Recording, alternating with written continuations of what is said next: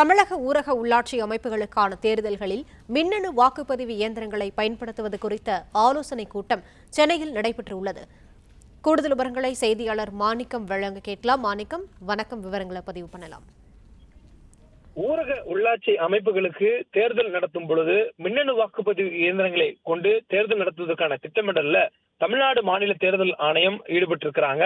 தற்பொழுது நடைபெறக்கூடிய ஊரக உள்ளாட்சி தேர்தலுக்கு இந்த புதிய முறையிலான வாக்கு இயந்திரங்கள் மூலமாக வாக்கு செலுத்துவதற்கான ஏற்பாடுகள் தயாராகி வருகின்றன. ஏற்கனவே ஊரக உள்ளாட்சி தேர்தல்களில் தற்பொழுது பதவிகள் காலாவதியாக சூழல்ல சிறப்பு அதிகாரிகள் நியமிக்கப்பட்டிருக்கிறாங்க. இந்த சூழல்ல விரைவில் தேர்தல் நடத்துவதற்கான ஆயத்த பணிகள்ல தமிழ்நாடு மாநில தேர்தல் ஆணையம் ஈடுபட்டிருப்பதாக சொல்லப்பட்டிருக்கிறது. குறிப்பாக ஊரக உள்ளாட்சி தேர்தலை பொறுத்தவரையிலும் 4 வாக்குகள் ஒரு வாக்காளர் செலுத்த வேண்டியிருக்கிறது. அதாவது வெவ்வேறு பதவிகள் இருக்கக்கூடிய தேர்ந்தெடுக்கக்கூடியதுக்கு 4 வாக்குகள் செலுத்த வேண்டும். இதன் காரணமாக வாக்குச்சீட்டு முறையானது ஊரக உள்ளாட்சி தேர்தலில் பின்பற்றப்பட்டு வருகிறது. அதே நகர்ப்புற உள்ளாட்சி தேர்தல்களில் நமக்கு மின்னணு வாக்கு இயந்திரங்கள் மூலமாக அந்த வாக்குப்பதிவு நடைபெறுகிறது. இந்த சூழலில் ஊரக உள்ளாட்சி தேர்தல்களுக்கும் அதே போன்று மின்னணு இயந்திரங்கள் மூலமாக வாக்குப்பதிவு நடத்துவதற்கான திட்டமிடல் இருந்து வந்தது. இந்த நிலையில இந்த வாக்குப்பதிவு இயந்திரங்களை தயாரிக்கக்கூடிய பெல் நிறுவனத்துடன் இது தொடர்பான ஒரு கருத்து கொடுக்கப்பட்டிருந்த சூழல்ல தற்பொழுது அதனுடைய மாதிரிகள் தயாரிக்கப்பட்டு சென்னையில் இருக்கக்கூடிய மாநில தேர்தல் ஆணையத்துடைய தலைமை அலுவலகத்தில் இன்றைய தினம் ஒரு ஆய்வுக் கூட்டம் நடத்தப்பட்டிருக்கிறது. அந்த ஆய்வுக் கூட்டத்தில் அதனுடைய மாதிரிகள் காட்சிப்படுத்தப்பட்டு அதனுடைய விளக்கங்கள், செயல்முறை விளக்கங்கள் கொடுக்கப்பட்டிருக்கின்றன.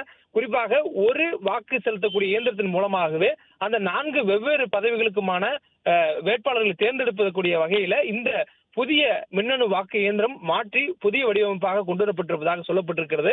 இது முழுமையாக நடைமுறைக்கு ஏற்ற வகையில் வடிவமைத்து அதில் செயல் கொடுப்பதற்கு முன்பாக ஒரு பரிச்சார்த்திய முறையில சோதனையானது மேற்கொள்ளப்படும் என்ற ஒரு தகவலும் சொல்லப்பட்டிருக்கிறது.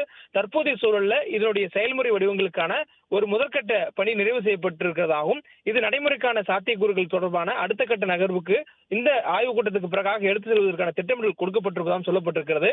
இதன் மூலமாக இனி வரக்கூடிய ஊரக உள்ளாட்சி தேர்தல் உட்பட அனைத்து உள்ளாட்சி தேர்தல்களுமே மின்னணு வாக்கு செலுத்தக்கூடிய இயந்திரங்கள் மூலமாக நடத்துவதற்கான திட்டமிடல் செய்யப்பட்டிருப்பதாகவும் இனி காலதாமதமின்றி ஊரக உள்ளாட்சி தேர்தலுடைய முடிவுகள் அறிவிப்பதற்கும் அதனுடைய எண்ணிக்கைக்கு வசதியாகவும் இந்த மின்னணு இயந்திரங்கள் பயன்படுத்தப்படுவதாக சொல்லப்பட்டிருக்கு. குறிப்பாக ஒரு வாக்காளர் ஊரக உள்ளாட்சி தேர்தலில் ஒரு வாக்காளர் 4 வாக்குகளையும் மின்னணு இயந்திரங்கள் மூலமாகவே ஒரு தேர்வு மூலமாகவே தேர்வு செய்வதற்கான நடவடிக்கை எடுக்கப்பட்டிருப்பதாக இந்த ஆய்வுக் கூட்டத்தின் வாயிலாக சொல்லப்பட்டிருக்கிறது. விவரங்களுக்கு நன்றி மாணிக்கம்.